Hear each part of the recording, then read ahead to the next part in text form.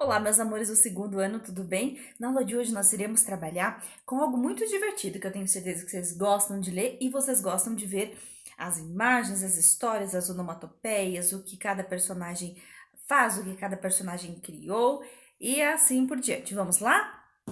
Hoje nós iremos trabalhar com a origem da história em quadrinhos. As histórias em quadrinhos, elas surgiram então há muito tempo, e uma das primeiras histórias que surgiu foi em Nova York, foi nos Estados Unidos, foi o Yellow Kid, e esse era um menino, aonde eles se utilizavam da história desse menino para criar as histórias em quadrinhos. Mas, na verdade, as histórias em quadrinhos não é muito parecida com a que nós temos hoje. Vamos dar uma olhadinha? Então, essa história em quadrinhos, ela se intitulou Yellow Kid. É uma narrativa onde conta a história de uma criança, né, que vive em alguns bairros ali de Nova York e sempre vestida com uma grande camisola amarela, um grande pijama amarelo. E algumas diferenças que nós temos no início da história em quadrinhos para a história em quadrinhos que nós temos hoje é a forma de escrita, é a comunicação através do leitor e do personagem é muito diferente. Não tinham balões ou onomatopeias que faziam com que o leitor entendesse direito o que é que estava se passando, qual era o sentimento, qual era a sensação que estava se passando na história em quadrinhos. Então, com o tempo foi surgindo, mas a primeira história, geralmente alguma fala que tinha na história em quadrinhos, estava escrita ali na camisola do Yellow Kid. Então, foi a partir disso que surgiu os balões de fala dentro da história em quadrinhos. Primeiro ficou intitulado na roupa do personagem que estava falando.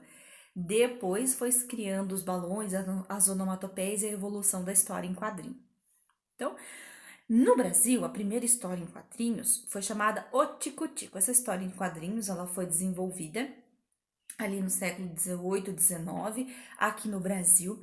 E essa história ela falava sobre a fauna e sobre a flora do Brasil. Lendas, parlendas, falava também sobre várias regiões do Brasil e alguns grandes acontecimentos, como, né, a descoberta do Brasil.